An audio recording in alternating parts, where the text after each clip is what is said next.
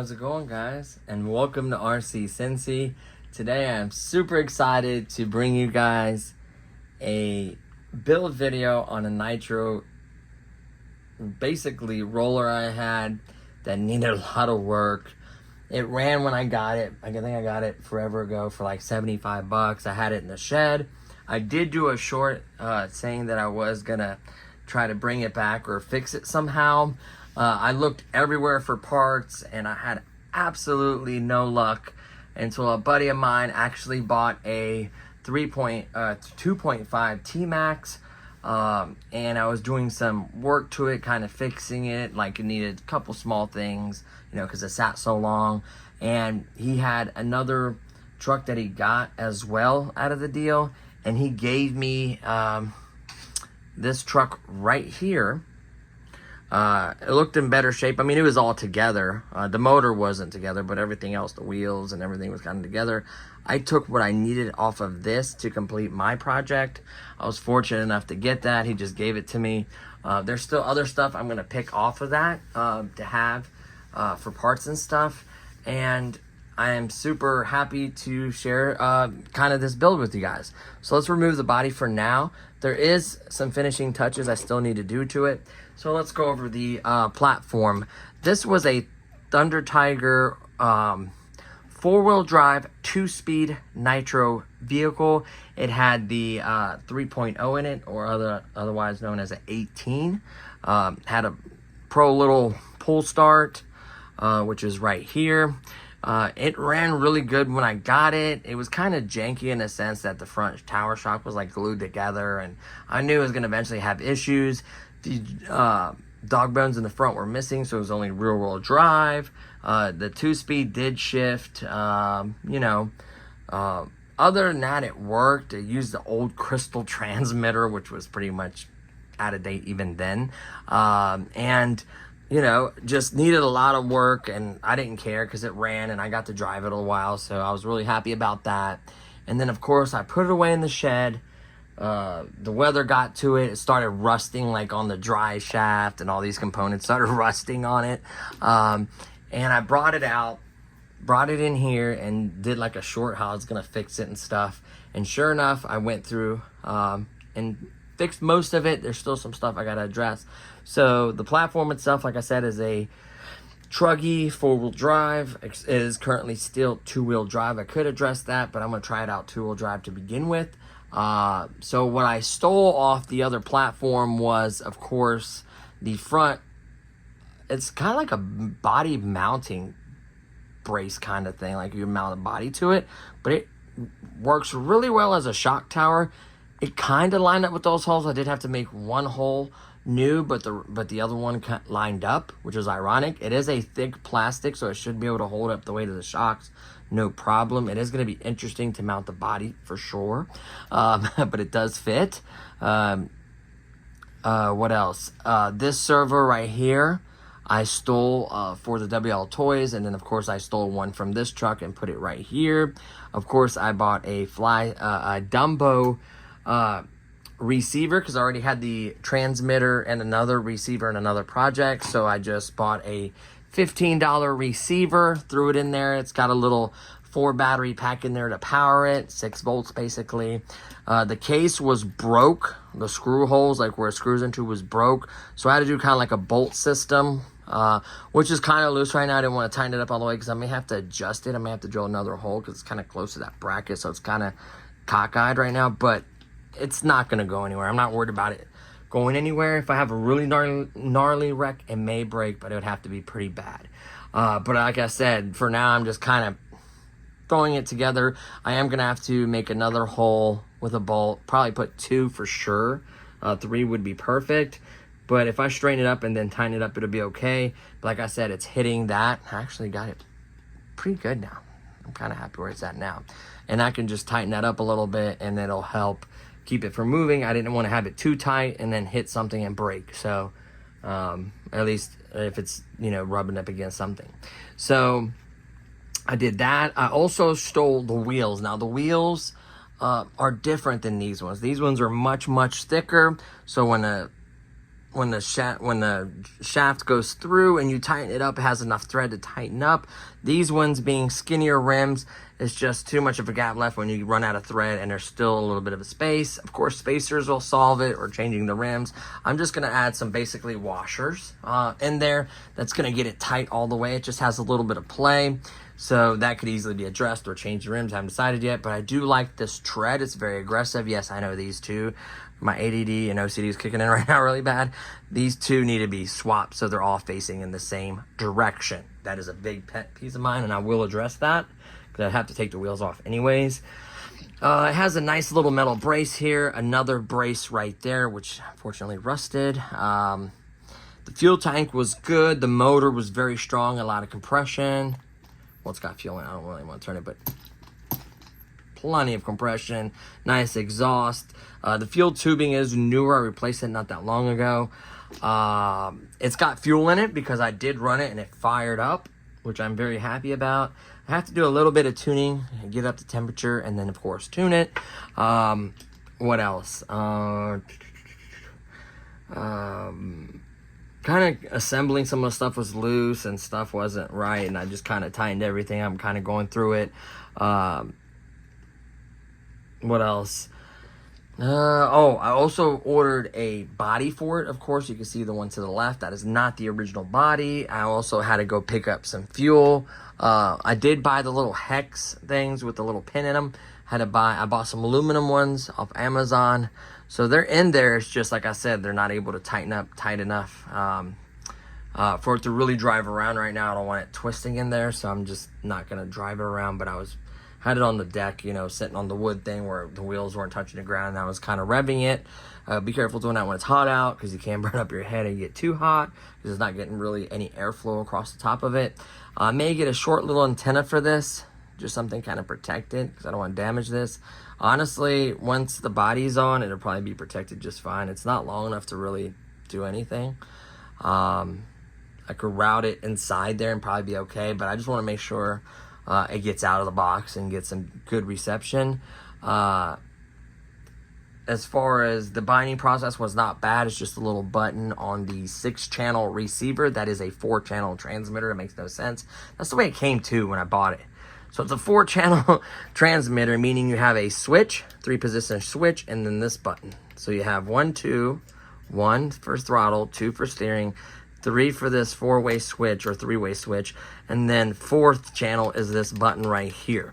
So that's kind of weird, but I think there are other digital transmitters where you can go in there and program and have like a screen and stuff, so whatever. And I think it's just cheaper for them to make a 6-channel than to make a bunch of 4 or 3, whatever. So that's fine. It gives you other power points to hook up like a fan or a lighting system or something. So that's kind of cool. You technically do a winch with the 3-position switch, and then this button you can flash lights or a horn, like clicking it in. So you can do different things. I get it, but not what I'm going to use it for. This is going to be a basher. I have a light kit right here. I don't think I'm going to waste, I don't want to say waste because this is a $10 light kit, but I don't think I want to throw this light kit on it. This is a basher. I'm not going to care about the lights and stuff.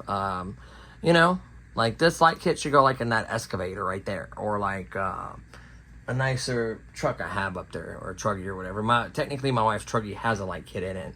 I just never plug it up. The WL Toys has lights on it. The Bronco has lights on it. I may use one of these light kits on one of my jets, like my F-14 Tomcat or something. It's a little too big. I don't know. We'll see. But I don't think I'm going to use it on this project necessarily.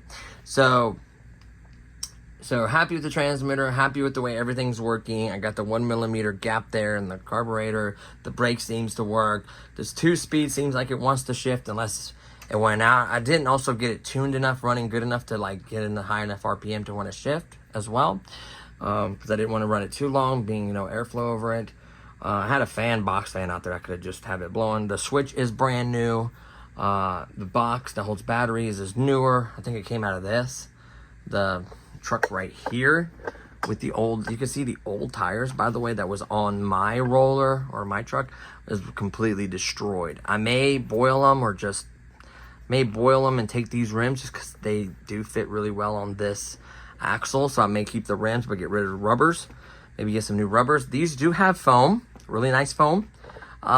This thing has no foam. And like the tires are like coming off the rims essentially. So I may end up trying to install this rubber on those wheels. I think I can get them to fit or something like that, or get new rubbers on these rims, or maybe add some foam in those. I don't know, but something needs to be done. I don't like that too much. What else? Typically, a rear-wheel drive vehicle is going to have some skinnier, you know, kind of line type style tires. I don't know. I may drop the dog bones in here and have it four-wheel drive. The diff feels good. I tried it. It just has everything there is just like they removed the drive shafts from here, and then the two that go to the actual axles or whatever, the hubs or whatever, the wheel hubs. So, you know, there's that. The body was, so really quickly, the receiver was $15.99. Dumbo, you can buy the whole transmitter and receiver for $38. Sometimes I have a $3 to $5 coupon, so very, very cheap. 2.4 gigahertz, better than Crystal. I would go with these all day for the price. And then of course I had to buy the little hex, the aluminum ones. I didn't get plastic hex, I got aluminum ones with the little pin. That was like $8.99. This body was $22. And that's it so far. Now I am gonna need some washers just to get that space gone, so it'll have enough to thread on to tighten up to actually hold these wheels from just ever so slightly moving. The body is decent quality. I did peel it. My wife did put on like the little roll cage sticker, of course, fire extinguisher. The rear stickers on there as well. Front stickers with the grill. And then I threw on the American bald eagle with the American flag design on his wings. I think that was epic. Hopefully I had that straight. I don't know. It's bothering me. I think it's ever so slightly to the right. That's why I have her do the sticker. She did a really great job on the stickers. It's black with like this blue splashed on it. I thought it was different. Very cheap and affordable. It's weird. It has like two holes right out here and like one hole there. That is a weird mounting design. But I'm going to have to make new holes for sure. It also came with these stickers, other stickers that I think some of them are cool, some are kind of dumb. Has a little pig. What's this one say? Graffiti. Of course, it has some numbers from racing. What does that say? 80s. That's kind of cool. American flag, of course. Can't go wrong that way. Totally, dude. Okay, well, I'm trying to look through the camera. Graffiti style. Of course. What's that say? Old school, like that. Awesome. Then it has like a pig eating donuts. Some more graffiti stuff. Skull and bones with the fire. Kind of like that one. That one's kind of cool, but it wouldn't show up too good on the black part of it back there. Of course, it's going to have some stuff cut, obviously, for the glow. At least. I don't care about the fuel. I haven't taken the body off to fuel it. I'm not going to be racing this, so I'm not going to have a big giant hole there. If the head needs a hole, I'll do one for that. There should be plenty of airflow going like under it. Look how big like even if you put the body on and it's about right where it needs to be, there's going to be a lot of airflow going under there. Of course, I'll do one for the head for the glow, and I may do one for the air filter or something to allow more air to kind of come through. I'll see how temperatures are as well. I could hit it with the laser. I have a little gun I can hit it with when I tune it, so we can get that kind of squared away. So it came with some cool stickers. For the price, you can't beat it. He gave me that because I worked on his T-Max, because I basically had to rip out the old filter, order some new filters, put new shock oil, which this needs as well. These shock oil's been in there forever. It's probably old and it's probably low. So these would behave a lot better with fresh shock oil, which I do have. I did that same thing to his, tightened up a couple screws, you know, just get it tuned, get it running, got to get him some fuel. Of course, I have some. This is brand new fuel. I just bought it. This is Blue Thunder. I ran this before, Blue Thunder Sport formula. I ran this before my my 18s, the ones that came in the Red Cats. They scream with this fuel. It does really well. 20%, of course. What I like about this stuff is it's 11% oil. So it's going to really keep your heads from burning up. It's going to allow you to go a little bit leaner without hurting anything. You still have to watch it, of course, and pay attention to your tune. And it's going to be consistent enough to hopefully hold a tune. Hopefully it can hold a tune. That's another big thing. So he bought the Traxxas 20% fuel. I think it has 11% oil as well. Like, don't quote me, but I think. So he bought, obviously, the Traxxas fuel for his 2.5 T-Max. He is running Crystal, though. I told him to at least get this because it does have this position switch, which he can do for reverse, for his reverse, or hold this button, make the servo go in reverse, and then lets it go. It goes back to drive. I may even do that for him. And it has better range than a Crystal. You don't get no interference from CBs and other things as well.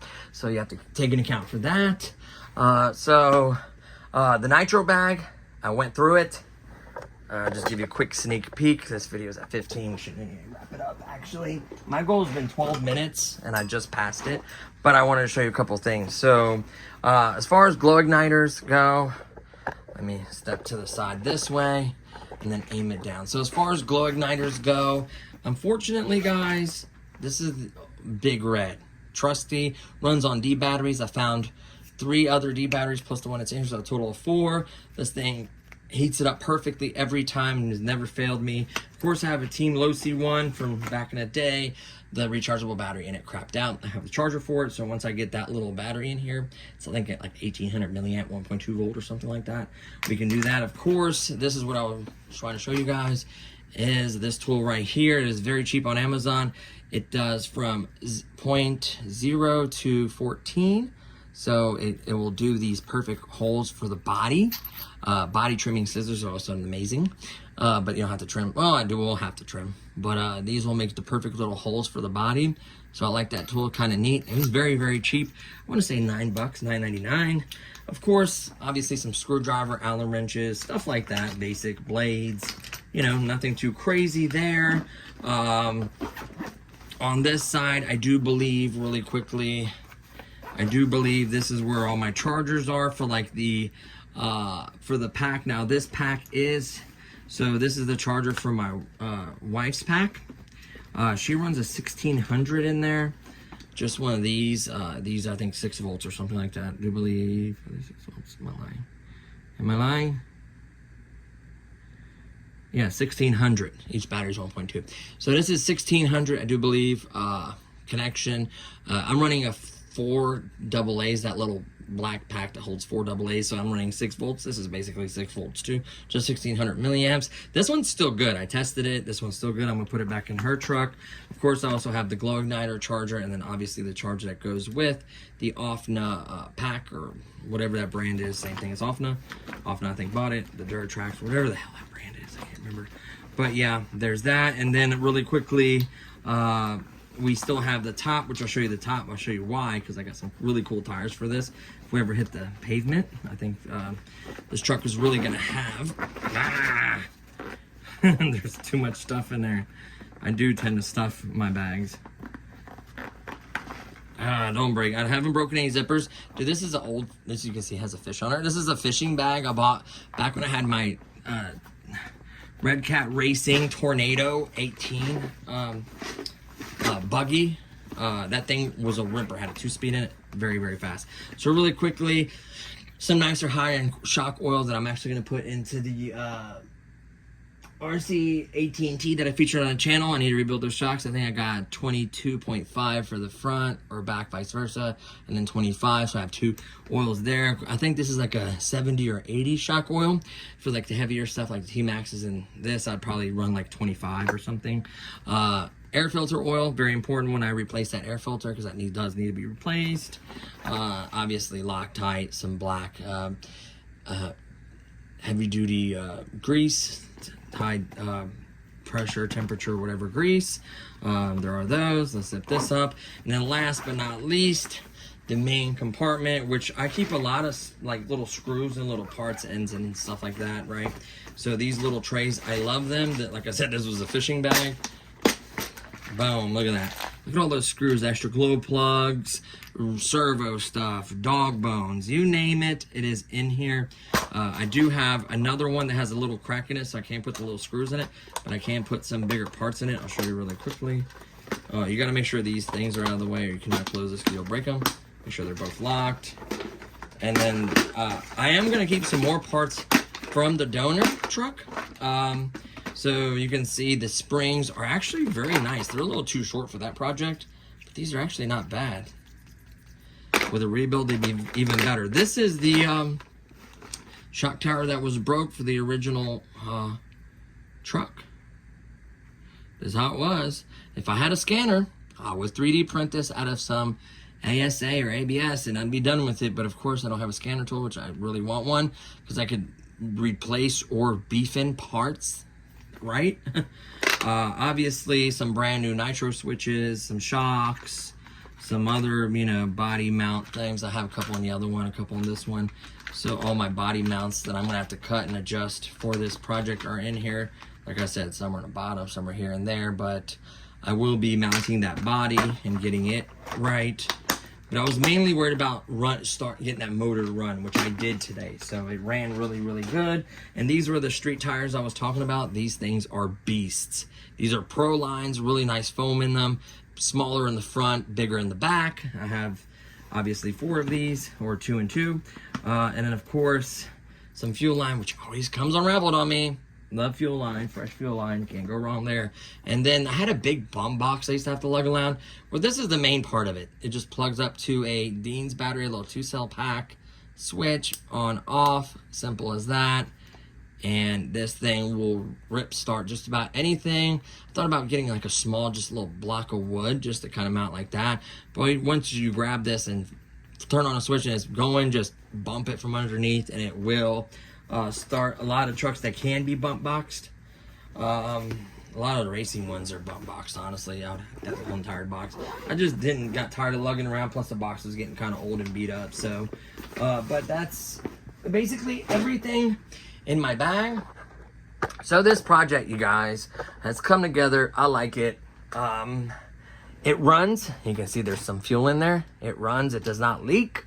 It ran great. I had it really rich, a lot of smoke, trying to get the motor lubed. I don't have after run. That is the most important stuff, guys. I'm not saying to use WD-40 all the time, but WD-40 is great for bearings and it acts like a cheaper temporary after run that you can give a little tiny spritz of in the carburetor and in underneath this glow plug, just like you would do with regular after run. You'd put, 3 or 4 drops in there, a couple drops in the carburetor, and you'd be done, right? Oh man, the zip tie came off of here, which made this loose. So he has an air filter that will slide in here for me. So this will obviously be replaced and re-oiled. But the after run is very, very important to keep everything from getting gummed up and crappy. This thing sat forever and it fired right up because I did that before I put it away. Same thing with hers. So I need to immediately get some. That's why I haven't removed the fuel in it yet, because I'm still testing and tuning it. So I'll probably leave the fuel in it for a couple of days. By the end of the weekend, I'll have the fuel out of it. Long-term storage, I would not leave fuel in it. I would empty it. Don't run it out of fuel. Just run it till it's almost out of fuel, like a little tiny bit in there. What I like to do is just cover my finger over the exhaust. It kills it, allowing fuel kind of still a little bit be in there. Swoosh that tank around, get it out. Don't pour it back in your bottle. Make sure it's clean in there. And then take off the glow plug, rip it a couple times, getting any remaining fuel out of there, and then do a couple drops after the glow plug's out. Do a couple drops in there, a couple drops in the carburetor, and you're golden. Carburetor. So let me slide this on. It's just bugging me that it came off. Bam! Now it's nice and tight. There we go.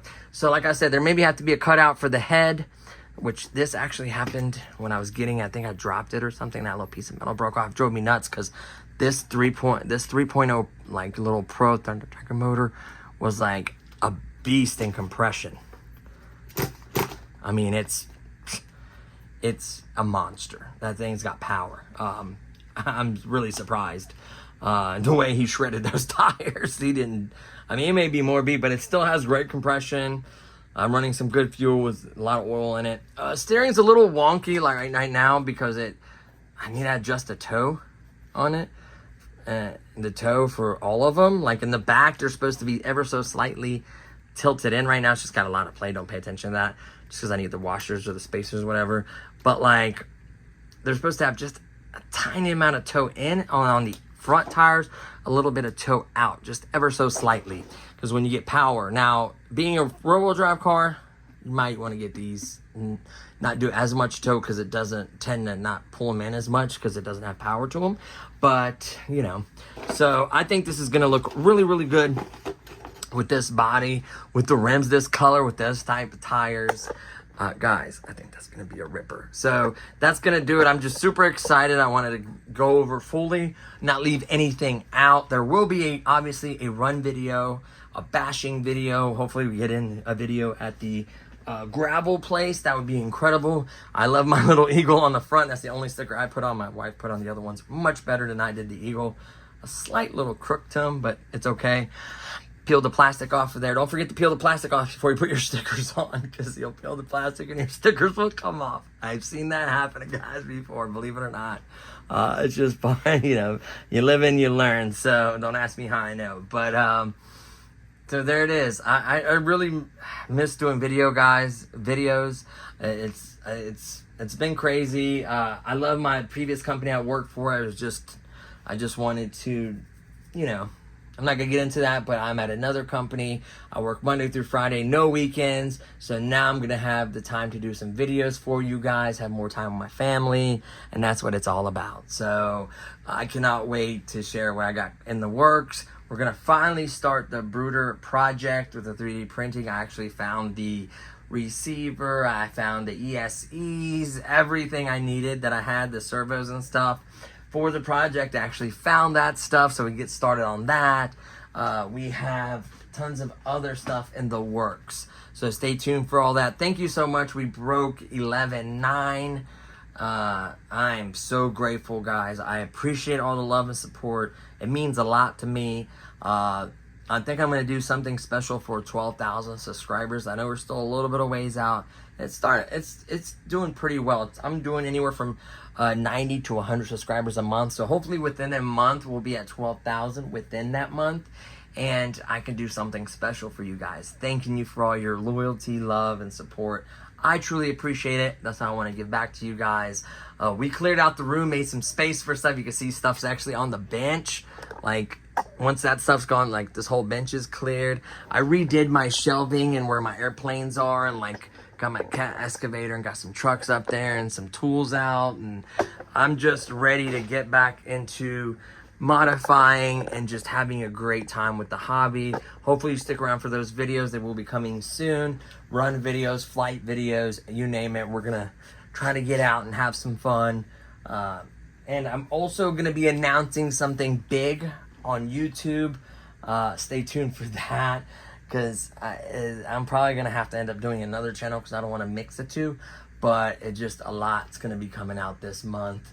And I'll be thinking, let me know suggestions. I don't want to do a Visa or card for someone just to blow them. I want to do probably some kind of gift card. Or I really wanted to do an RC, but the thing is with shipping, it tends to cost more than some of the RCs I can give away.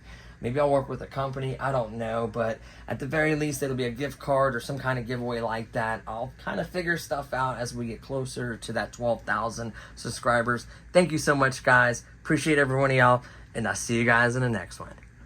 Peace.